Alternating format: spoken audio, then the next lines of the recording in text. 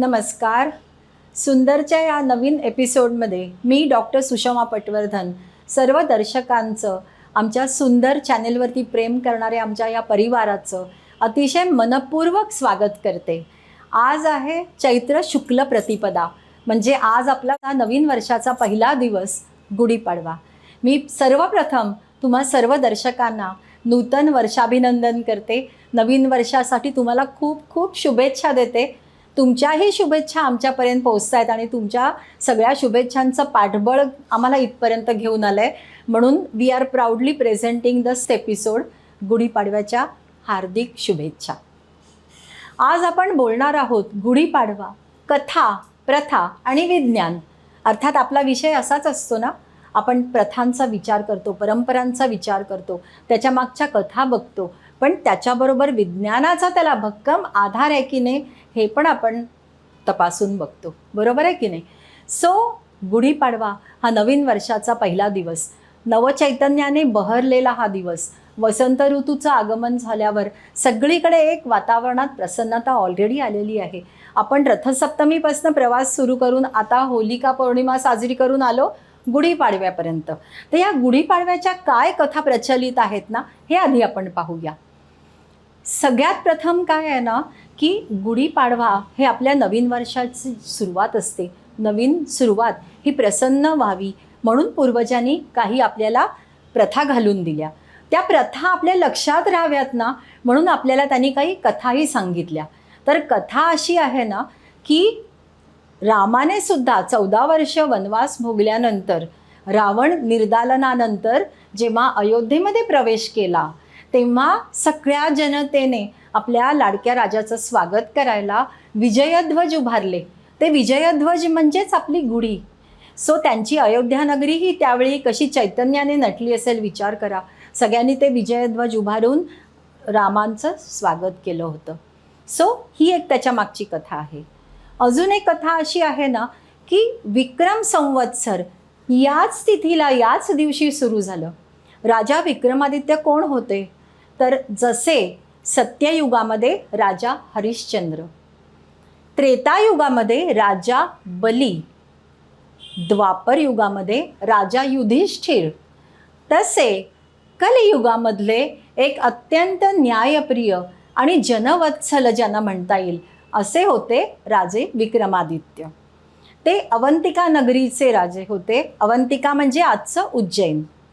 So हे विक्रमादित्य अतिशय न्यायप्रिय होते आणि ते ना वेश बदलून आपल्या प्रजेची काही सुखदुःख जाणून घ्यायला ना बाहेर पडत बघा, की कोणीही माणूस माझ्या राज्यामध्ये दुःखी राहू नये अशी त्यांची इच्छा असायची. तर तेच हे विक्रमादित्य, आणि त्यांनी हे विक्रम संवत्सर ही कालगणना याच दिवशी म्हणजे चैत्र शुक्ल प्रतिपदेला सुरू केली.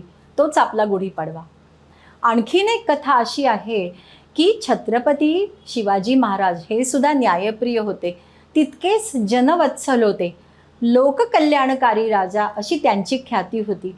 त्यांनी परकीय आक्रमणांना थोपवलं, त्यांचा पराभव केला आणि त्यांच्या विजयोत्सवाची गुढी उभारली गेली ना, तोच हा दिवस. सो असे हे सगळे संदर्भ लक्षात घेऊन आता आपण वळूया प्रथेकडे. प्रथेकडे जाताना प्रथम जसं मी तुम्हाला रथसप्तमीला आदित्य श्लोक सांगितलं ना, आदित्य गायत्री मंत्र सांगितला, तसा मी तुम्हाला आता गुढीचा श्लोक सांगणार आहे. ज्यांना माहिती असेल लक्षात ठेवा, ज्यांना माहिती नसेल जाणून घ्या. 2च ओळींचा श्लोक आहे, खूप छान आहे आणि तो तुमच्या नक्की लक्षात राहील याची मला खात्री आहे. ब्रह्मध्वज नमस्तेस्तु सर्वाभीष्टफलप्रद प्राप्तेस्मिन् वत्सरे नित्यं मद्गृहे मंगलम कुरु. किती गोड श्लोक आहे बघा. की असं म्हणतात की ब्रह्मध्वज म्हणजे गुढी. आता ब्रह्मध्वज का म्हटलंय ना, ही कथा मी तुम्हाला आत्ता सांगणार आहे, म्हणून मी या श्लोकाकरता थांबले होते. आपण ज्या सृष्टीत वावरतो राहतो, जे चराचर आहे, जे प्राणी मात्र आहेत अस्तित्वात, अहो या सगळ्याची निर्मितीच मुळे ब्रह्मदेवांनी याच दिवशी याच तिथीला केली. म्हणून मी तुम्हाला हा संदर्भ आत्ता सांगते, कारण आता तुम्हाला श्लोकाचा अर्थ कळेल. ब्रह्मध्वज म्हणून ब्रह्माने निर्माण केलेली जी सृष्टी आहे ना, त्या सृष्टीचा हा विजयोध्वज आहे आणि तोच हा गुढीपाडवा. सो या ब्रह्मध्वजाला प्रणाम करून आपण त्या ब्रह्मध्वजाचे आशीर्वाद मागायचे की माझ्या घरी सगळं मंगल असू दे. किती सुंदर कल्पना आहे बघा. आणि हे ना यासाठी लक्षात राहावं म्हणून त्यांनी या श्लोकांची निर्मिती केली. म्हणजे त्यांची दूरदृष्टी किती महान होती हे तुम्हाला कळेल की या ब्रह्मध्वजाचा हा 2 ओळींचा श्लोक तुम्हाला थेट त्या सृष्टीच्या निर्मितीच्या क्षणापर्यंत घेऊन गेला की नाही सांगा मला. सो हा तुम्ही म्हणा, तुमच्या मुलांना शिकवा, हा पुढच्या जनरेशनपर्यंत चालत राहू दे, तर आम्हाला जास्त आनंद होईल. कारण आमचं मोटिव्ह तेच आहे की त्या परंपरा पुढच्या जनरेशनपर्यंत चालू राहाव्यात. आता आपण गुढीचं दर्शन घेऊ. गुढीला प्रणाम करू प्रथम. गुढी हे एक मंगलचिन्ह आहे आणि संपूर्ण गुढी हे मांगल्याचं, यशस्वीतेचं, साफल्याचं आणि एका पॉझिटिव्हिटीचं प्रतीक आहे. कसं बघा, आपण गुढी कशी उभारतो? गुढीला छान रेशमी वस्त्र आपण नेसवतो, बरोबर आहे. वेळू घेऊन त्याला आपण छान रेशमी वस्त्र नेसवतो.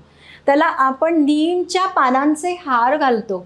आंब्याच्या हिरव्या हिरव्या कोवळ्या पालवीची पानांची त्याला माळ घालतो. त्याच्यानंतर या सीझनमध्ये ना मोगरा खूप बहरलेला असतो, त्या सुवासिक मोगऱ्याचे गजरे घालतो. आपण सुंदर हार त्याला प्रदान करतो. तसंच त्याच्यावरती एक सुबक्षी बत्ताशांची माळ लावतो.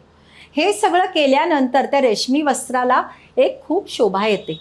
त्यानंतर आपण काय करतो तर ताम्र कलश घेतो आणि तो कसा ठेवतो माहिती आहे? तो असा उलटा ठेवतात. त्याच्या आधी त्याच्यावरती एक छान स्वस्तिक रेखाटतात कुंकवाने आणि मग तो कलश त्याच्यावरती उलटा ठेवतात. आता तुम्ही म्हणाल की हा कलश असा ठेवण्याची प्रथा का आहे? तर त्यातलं कारण सांगू तुम्हाला की तुम्हाला माहिती आहे की ताम्र हा धातू अतिशय शुद्ध आहे. म्हणून आपण रात्रीसुद्धा ना तांब्याच्या कलशात पाणी भरून ते झाकून ठेवतो. त्याच्यामध्ये जी आयॉन्स उतरतात ना ते आरोग्याला अतिशय उपायकारक असतात. अपाय कधीच होत नाही. आणि मग आरोग्यकारी असं पाणी आपण सकाळी सेवन करतो आणि आपण सूर्याला नमस्कार करून सूर्य गायत्री मंत्र म्हणतो, हो की नाही? आपण हे सगळं बघितलं आहे आधीच्या एपिसोडमध्ये. तर तसा हा ताम्र कलश आहे ना, तर तो ताम्र कलश उलटा ठेवण्याचं कारण असं आहे की त्या ताम्र कलशाचे गुण, त्याच्या आतली जी पोकळी असते की नाही, त्याच्यामध्ये जी तुमची पालवी आहे, नीमची आहे, आंब्याची आहे, मोगऱ्याचे गजरे आहेत, हार आहेत आणि त्याच्याबरोबर ती रेशमी वस्त्राची सळसळ आहे. तर या सगळ्यांच्या एक सात्विक सगुण लहरी त्या पोकळीमध्ये समावतात हो. आणि त्या कलशाच्या त्या पोकळीमध्ये या सगुण लहरी एकत्र येतात. आणि आपली भूमी कशी आहे? भूमीला एक गुरुत्वाकर्षणाची एक प्रॉपर्टी आहे, गुणधर्म आहे. सो त्या गुरुत्वाकर्षणामुळे ना ह्या सगळ्या लहरी एकत्र येऊन ती स्पंदनं, त्या सात्विक सगुण लहरी भूमीपर्यंत येतात.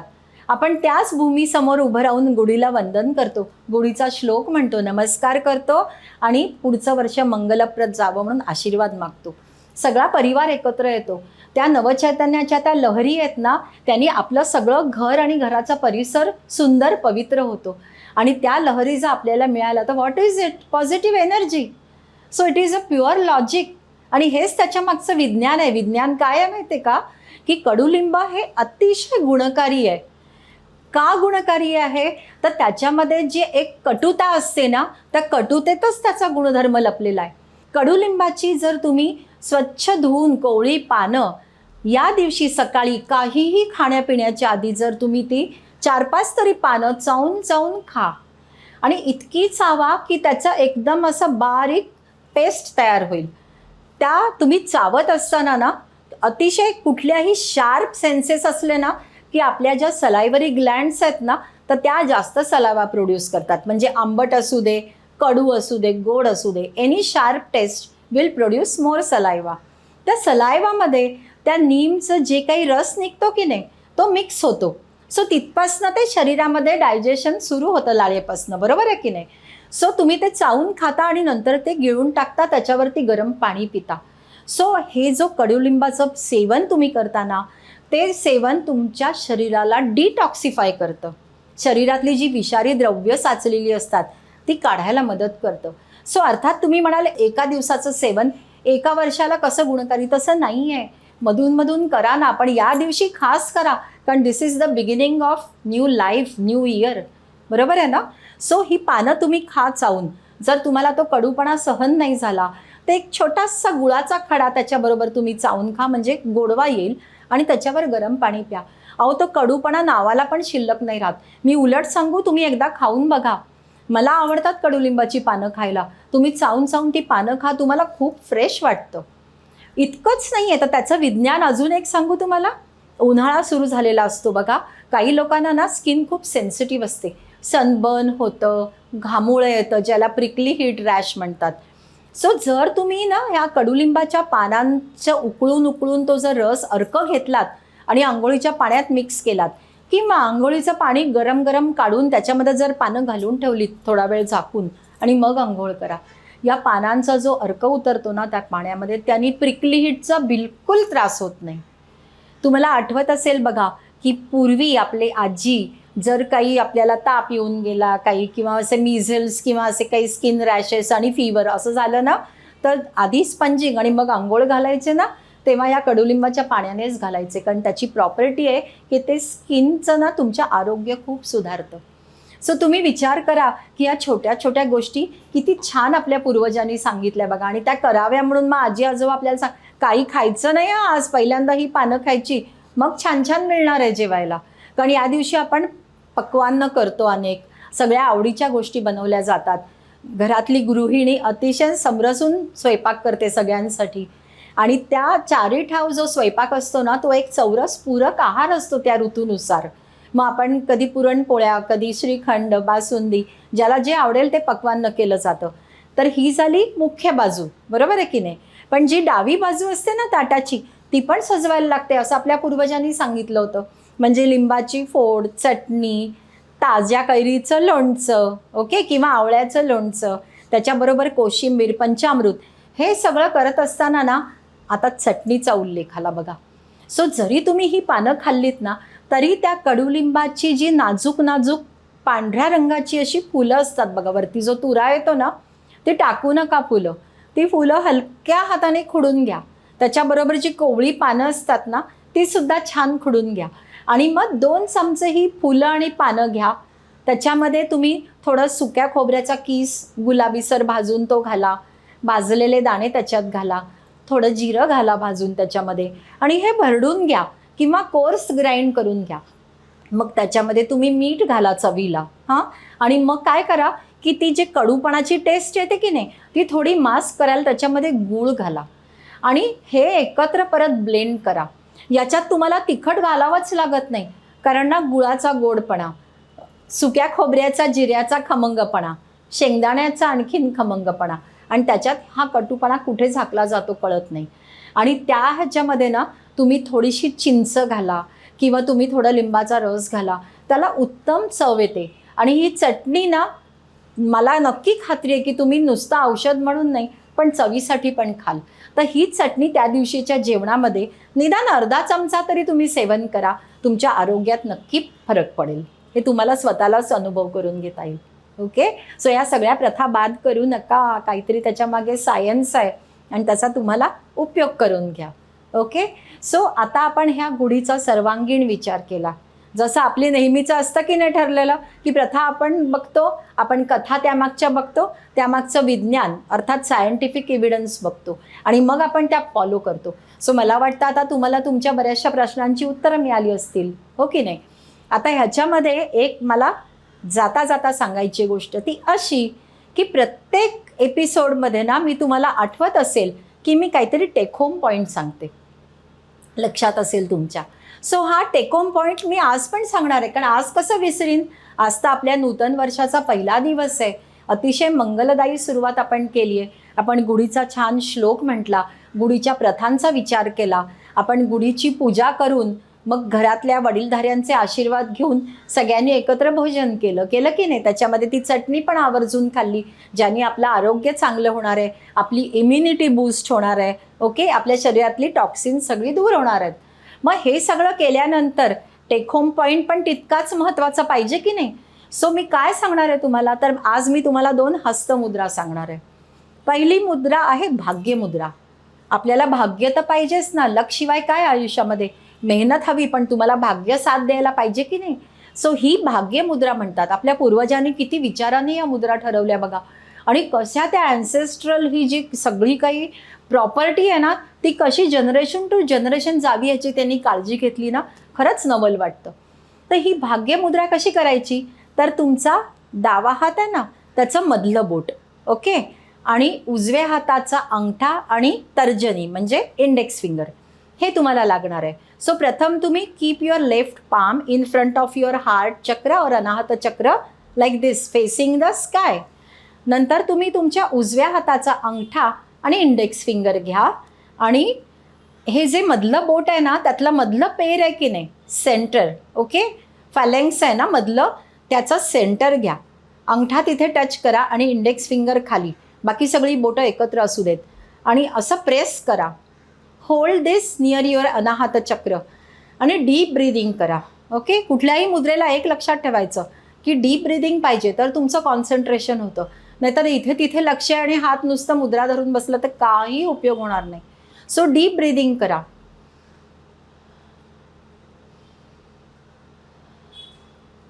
आणि असा हात धरून तुम्ही कमीत कमी 1.5 मिनिट ते जास्तीत जास्त 3 मिनिटं सुद्धा पुरे येतो.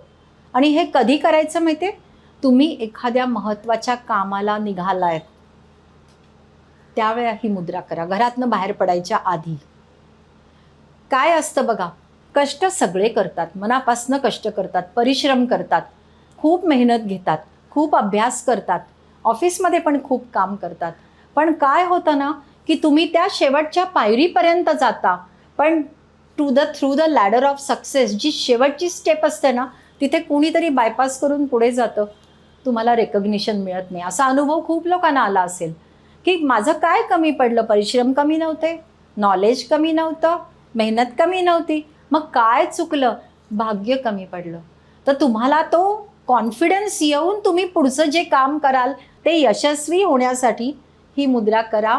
किती वेळ लागतो, अजिबातच नाही, 1.5 मिनिट मिनिमम करा. कारण तुमचं ना लक्ष केंद्रित होऊन डीप ब्रीदिंग होऊन तुम्ही थोडे रिलॅक्स आणि निर्विकल्प होण्यातच खूप वेळ जातो.